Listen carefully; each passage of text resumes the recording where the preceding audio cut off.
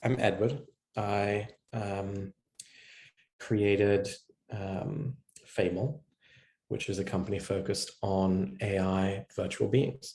And I'd love to talk to you a little bit about what I see as the future of virtual beings, which is 3D and spatial awareness in three-dimensional spaces, and getting a little away from the kind of chatbot vibe that we have all experienced so much. So, everyone's aware that the metaverse is terrific, it's amazing. But I think there's something more profound about the metaverse for those of us working on artificial intelligence, which is that for the first time, we can be an avatar and an AI can be an avatar. And a greater emotional connection can come from us both being in a shared plane of reality. So instead of me being a human in my plane of reality, texting with an AI on my phone, we're both avatars, and we are on the same playing field. And so I think for artificial intelligence, the metaverse represents a really interesting opportunity, and one that I actually don't think many others are looking at. In almost every metaverse space, there are only humans operating as avatars, but it's actually perfect for AIs compared to having to use a camera and computer vision to interpret my mood by looking at my face, which is often like super inaccurate, trying to hear me and my audio, trying to interpret my body movements, trying to recognize objects in my space. All of that is like does not work very well right now. But in a virtual world, all the information is labeled. All of the data is synthetic, and an AI can understand it. Texting is not a complete disaster, but you can sort of text with an AI in that space and it won't feel completely bizarre. And you guys can actually go off and do things together. So blending a little bit of the innovations around NPCs over the last 30 or 40 years with actual AI. So that's kind of the world that we see. And I think it solves a lot of the big problems that currently exist in the metaverse, and that it's not persistent, it's not synchronous, it's not a functioning economy, it's not broad, it's not interconnected, it's not diverse. Imagine a virtual being who can be your companion across different worlds. So a connective tissue that gives you a little bit of coherence. It doesn't mean that all these companies need to be coming up with like a standard. It doesn't mean that there's going to be a unified aesthetic, which I think professionals in the space can kind of see why it's super unlikely that one company is going to win, in inverted commas. It's almost certainly going to be a mess of different aesthetics, different design, different reasons why you're going into these worlds. But I think it's possible that you could have an API so that an AI can kind of jump in with you as, maybe little more than an NPC from the game's point of view, but a lot more from your point of view, because it's a relationship that's continuing on. And that's what we feel is our kind of innovation, which is AIs in the metaverse, and that people will be able to make close friendships. Just to give you a little bit of background, I've been working on this area of connection with virtual beings for many years, going all the way back to Lucy, the virtual being that stars in the VR movie that we made at Oculus Story Studio called Wolves in the Walls. And I think there's a really clear connection between what we saw years ago when people put on their headsets and put out their hand to follow Lucy, using Oculus Touch and using a headset, looking face to face, interacting with them. I think there's a direct line between that And what we did last year, where Code Miko, who's a very cool VTuber character on Twitch, actually played a game of Minecraft with Lucy, where they were both in a virtual world. They were standing, looking at each other face to face, and they could actually go and build things together or do things together. And we want to take that much, much further, so that AIs actually have physical bodies, have physical lives, and have an ongoing daily existence, whether across many metaverses or at first within a single simulation. And we think that, you know, I guess all of us probably believe that AIs will play a huge role in our lives in the coming years. But I think the most likely place for people to spend time with AIs is in video games. I mean, it's almost so obvious. Like, would I rather interact with a souped up NPC or with a customer support person who now has like a video chat, so I have to look at that instead of just texting with it or typing with it, and it still understands nothing of what I'm saying? Would I rather do that, or would I rather like actually have fun with a virtual being AI? I feel like it's so surprising to me that the metaverse is empty of AIs. It's so well suited to them, and so, you know, we are building technology to it. This is not our technology, obviously, this is MetaHuman, but we're building technology to allow folks to create their AI friends and give them ongoing lives. And we think that this physical form for virtual beings will actually resolve some of the big problems with GPT-3. And actually, I think Sam is already kind of talking about how GPT-4 will have spatial understanding within it. And obviously they've done experiments with agents in virtual worlds that are kind of collaborating in order to solve problems. But I think we should go much further than that towards an actual 3D simulation with AI virtual beings, so that the AIs actually have a memory log of what events have happened to them, and they have true lives, chronological lives, where they get up, they go to work, they interact with each other, things are happening. So a sort of GPT-3 meets The Sims energy, which I think solves a lot of the issues that we all can see with GPT-3 around having no memory, around immediate loss of coherence. And they don't know what they're doing. I mean, you ask them what you were doing, they can't answer. They're able to regurgitate. I mean, I don't want to be too negative because obviously it's amazing, but you know, it's trained on a huge corpus and it's able to call back to that, and able to improvise around that. But that's quite different to feeling as though a character is actually alive and actually has a day-to-day life. I don't think you can do that without giving it physical form. So that's sort of what we're focused on. We kind of think of our journey as going from the movie Her and Blade Runner 2049, which are all about these individual relationships between humans and AIs, to The Truman Show or Westworld or you know, like The Matrix as well. And there's a really big difference between those two those two camps, which I haven't really seen described. One is about one-to-one relationships, and one is about a society. And that's what we think we should be doing. We don't think that AIs are going to get smarter just with these like scaled up one-to-one relationships. We think that it's maybe more like the movie Free Guy as well, if people have seen that. They need to be in a simulation of their lives. They need to have lives. And you know, there's a pretty good correlation or good example of this thinking in autonomous vehicles. A lot of the cars out there have spent many multiples more hours in virtual simulations of their driving environments than in the real world.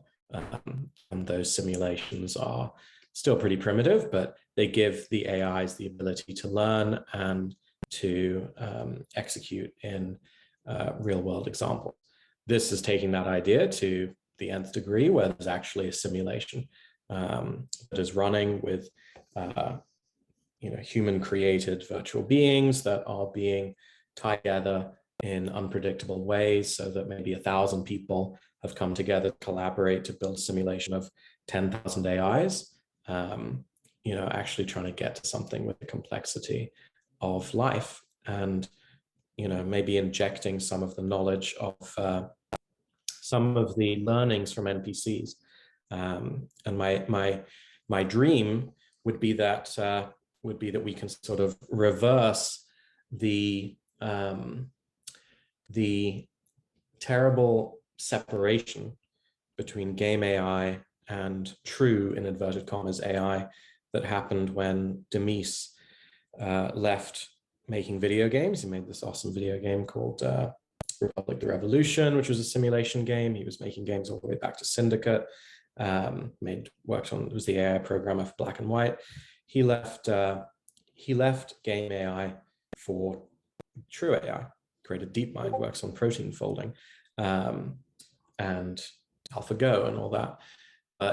And those two worlds since then have stayed very, very separate. But I think we have a lot to learn from NPC behavior, from navigation, from simulation systems and immersive sims.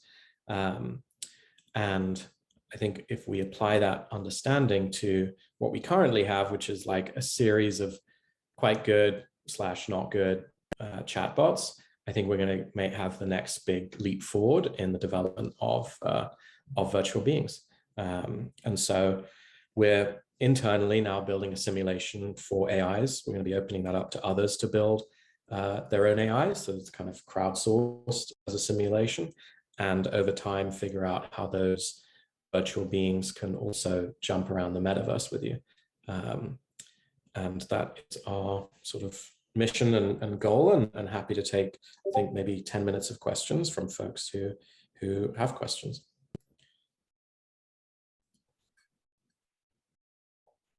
Well, whoops.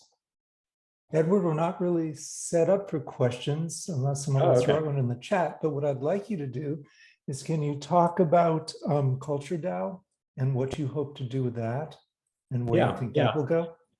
I can also, people can also put questions in the chat, and I'm happy to, to respond. I have the chat window open now, so folks can ask. But so I didn't want to overwhelm people because DAOs are quite novel concepts, but I do think that everyone on the call should at least give a minute, unless they have a personal moral objection to crypto, which many do, to investigate DAOs. So the one that I created was the culturedao.com, to bring together leaders and founders and engineers and artists and illustrators and VR folks in and around the virtual being space to come together, build together. Everyone is governed by the token of culture. So we use that in order to vote on what we're going to do next as a community. And I think it could be a really interesting way to create. So what we're all used to in the world of movies and games is one clear vision, and a lot of departments working towards it. So you create a company, you've got a leader, they build a game, and all the departments report to them, and all the rest. I think it would be very, very interesting to try to create in a more exquisite corpse way, for those who are familiar with that term from art, where one person is taking one side of it, another takes another side of it, and the whole is created community in step by step, one by one way. So for example, the Culture DAO right now is working on a series of avatars, it's working on a series of AIs, it's working on game mechanics, it's working on environments. None of the projects being fully coordinated with each other, and I think that could be very interesting. So an example of a team's already doing it is Artifact, which I'd suggest here. I'll type in name so people can take a look. Artifact, which created avatars and generated a lot of revenue with that, is using that money to fund the creation of homes, is using the money from that to fund tying together the homes, is using the money from that to most likely fund fashion for the avatars and also shared social spaces. So imagine if a metaverse is being created in a disaggregated way. I think there's something interesting. None of us have ever seen decentralized art be any good. Even Meow Wolf, for those who are familiar with that excellent team, it's very centralized, it's very controlled from the center. It may seem like an artist collective, but it's still, still got a leader, and decisions are made by a board in that case. But I think we can go a lot further with the idea of an artist collective and digital building and all of that. So I think people should look at DAO. I think for those who maybe chafe under the quite brutal factory mindset in a lot of game companies and movie studios and the intense specialization, it might give folks a little bit of a feeling of being able to try something different. And for our industry, some of whom are very skeptical of crypto and NFTs, it provides maybe a trusted place to learn from others in this space. Edward, can you talk about culture DAO and DAOs in general in the context of how do they fit in to galleries, museums, the legacy art infrastructure? Or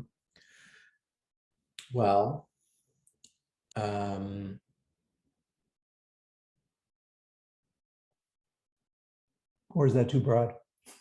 No, it's not something I'm doing, but I think that probably actually the most famous examples of DAOs are very focused on that. So I would suggest people take a look at Flamingo DAO or Neon DAO, both of which are collector DAOs, where a group of people who are collecting art can come together and then create a gallery in order to show it or to trade it. You could also take a look at the B20 Museum in Crypto Voxels, where the group that purchased the Beeple art are able to show, does everyone remember that? The kind of 5,000 days thing. What I love about their idea for that museum is that the 5,000 days image, obviously, we see it as a kind of, maybe it's a few inches high, a few inches wide, but logically to be able to see everything, you would want to have that life size. So each image maybe being 3 or 4 feet tall. So they've actually placed it in a building that would be pretty impossible in real life, so that you can walk up, or they're building this, so that you can walk up and actually experience that digital art at appropriate scale. So I think on one side for galleries, I think they could well replace them in that they provide a faster way for people to pool funds and collect art. And in another way, they can present art that doesn't need to stay in a warehouse for tax reasons, but can actually be shown to people, and shown in a way that physically would be impossible. But at the same time, it's not like I'm gonna not be going to the Met. So, you can certainly get overexcited about this stuff, but those are the things that I would look at: Flamingo DAO, the B20, and kind of learn a little bit about. I think one of the things your DAO is working on is IP ownership and how that's going to evolve over time. Is there anything you can say about that? Because obviously, when you've got creators contributing to a group, who owns it, who profits from it, and how do you deal with mashup culture? Yeah, so I think the approach that we have around IP, and again, it's something to take a look at, is Yuga Labs, YUGA Labs, which is the creators behind Bored Apes. So in the NFT space, there's kind of let's say there are three ways in which IP can work. One is what we're familiar with, which is a company owns the IP. So that's what Lava Labs does. So Lava Labs does takedown notices if somebody messes with CryptoPunks, which is what they created. limits the amount that you can make with CryptoPunks to 100,000 a year. You have to talk to them for partnerships. So it's, actually by normal standards, it's more generous than Hollywood, but by crypto standards, it's not very generous. Then you have Yuga Labs, which says that they control the brand and the IP and the logo of Bored Ape Yacht Club, but that the individual people own the IP of each character. So someone can take their character, turn that into a TV show character, and make as much money as they want with it without the permission of Yuga Labs. They could VTube of it as it, make as much money as they want. They could, one group is creating a 4-person virtual musician group. They can make as much money as they like. But Yuga Labs is also raising at a 5 billion apparently valuation, because controlling the brand and the name, the logo is really valuable and important. It means that you can kind of direct where this project's going. And then the third bucket is Creative Commons, which people are probably familiar with, where nobody owns it, you can do what you want with it. And that's what Loot kind of falls under. For an example, for Culture DAO, we like the Yuga Labs thing. We think that you do want some central, well, the central control would be a DAO, so it's not that central, but you do want someone who cares and cares about the brand. But we don't like the CryptoPunks thing of too much control. So I think it's, it's interesting innovation around this stuff. I don't think it's